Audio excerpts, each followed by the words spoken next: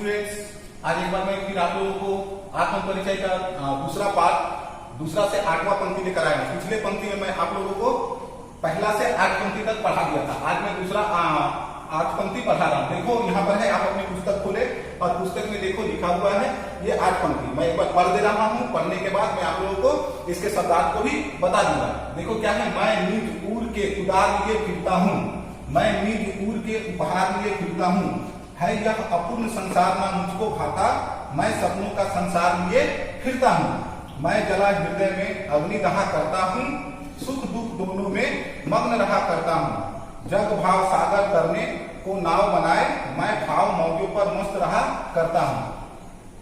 इसको समझने से पहले मैं थोड़ा शब्दार्थ को पहले समझ लूं। मैं शब्दार्थ को लिख दे रहा हूं, आप लोग अपनी कॉपी में लिख लें और उसके बाद इसकी व्याख्या को भी मैं आप लोगों को समझा रहा हूं प्रसंग के साथ। तो मैं शब्दार्थ को यहां लिख दे रहा हूं।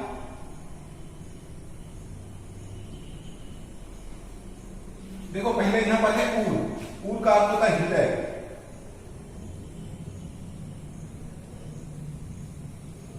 दूसरा है उदार, है तो देखो उदार, उदार का अर्थ होता है दिल का भाव।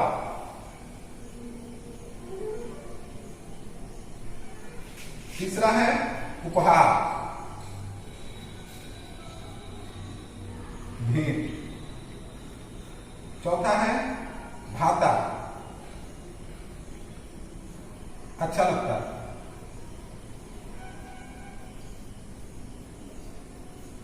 पांचवा है सपनों का संसार।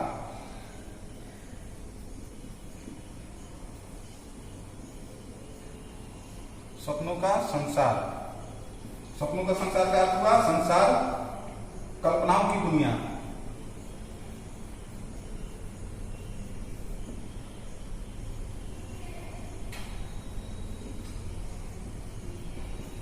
पांचवा है दहा।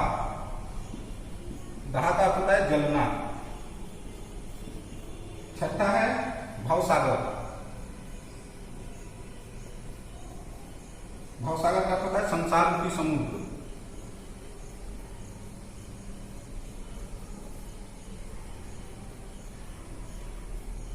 उसके बाद है तरने। तरने का अर्थ होता है पार करने। और अंतिम है मौजो। मौजों का अर्थ होता है लहरों। चूंकि मौजों का अर्थ होता है मस्त जीवन व्यतीत करना, पर यहां पर मस्त जीवन व्यतीत न करना होकर लहरों होगा।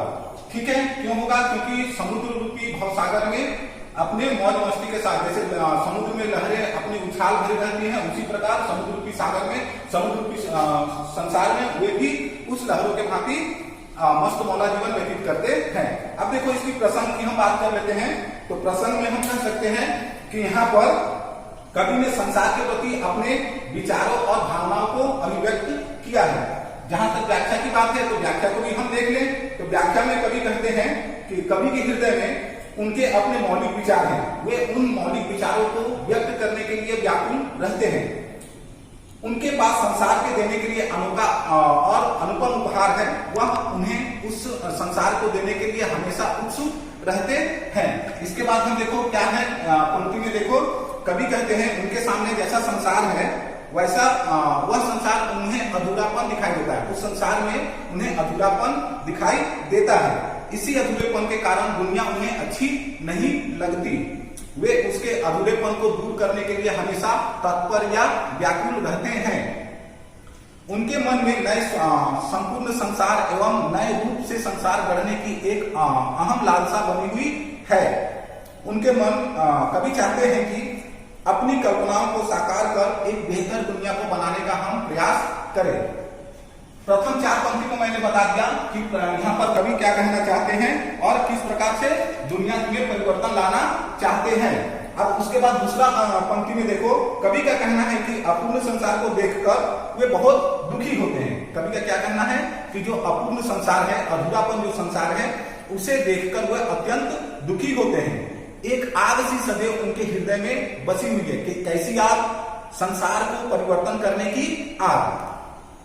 इस आग को जलाने वाला और कोई नहीं है, स्वयं वही है। अर्थात संसार में जो मनुष्य हैं वही इस आग को जला रहे हैं। ठीक है, अर्थात चाहते तो जैसी दुनिया है वैसे ही वह क्या करते, उस दुनिया के अनुसार या उस दुनिया के सारे जो नियम कानून है उसे स्वीकार कर लेते, पर वह ऐसा नहीं चाहते। वे क्या चाहते हैं, वह परिवर्तन करना चाहते हैं, पर उसमें बदलाव लाने की इच्छा भी कभी में अहम है, कभी में एक लालसा बनी हुई है कि ये जो संसार है उसे हम परिवर्तन करें।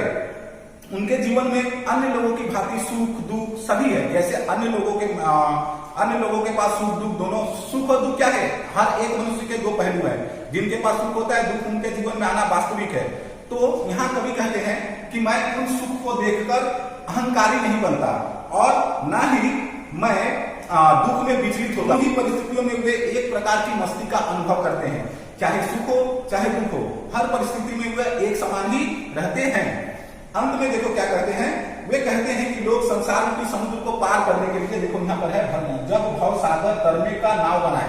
लोग जब संसार रूपी समुद्र को पार करने के लिए नाव बनाते हैं तो वे बनाए, उसमें कोई दुविधा या समस्याएं नहीं है। इससे मोक्ष पाना चाहते हैं संसार रूपी से तो मोक्ष पाए, छुटकारा पाना चाहे तो इसके लिए भी वह स्वतंत्र है। पर मैं इस संसार को अपने लिए अनुकूल होने पर भी इसके साथ ही रहना चाहता हूँ और वह मेरे लिए मिथ्या नहीं है, इसलिए मैं संसार के लहरों में ही अपना बसेरा बसाना चाहता हूँ। सिर्फ बसेरा बसाना ही नहीं चाहता बल्कि मस्त मौला जीवन भी व्यतीत करना चाहता हूँ। तो ये रहा हमारा दूसरा 8 पंक्ति शब्दार्थ के साथ मैं आप लोगों को बताया। अगले कक्षा में मैं फिर 8 पंक्ति को लेकर यानी तीसरा 8 पंक्ति को लेकर आप लोगों के सामने आऊंगा। आप लोग इस पंक्ति को 8 पंक्ति को अच्छी तरह पढ़ें। पहला जो पंक्ति मैं आप लोगों को बता दिया था उसको भी अच्छी तरह से पढ़ें और इसके बाद कुछ प्रश्नोत्तर भी मैं इसके अंत में दूंगा, उसे आप लोग करने का प्रयास करें। अगर उससे आप नहीं कर सकते हो आप मुझसे पूछे, ठीक है। तो आशा करते हैं आप लोगों को समझ में आया। धन्यवाद। आप लोग अच्छी तरह से इसको घर में पढ़ें। धन्यवाद।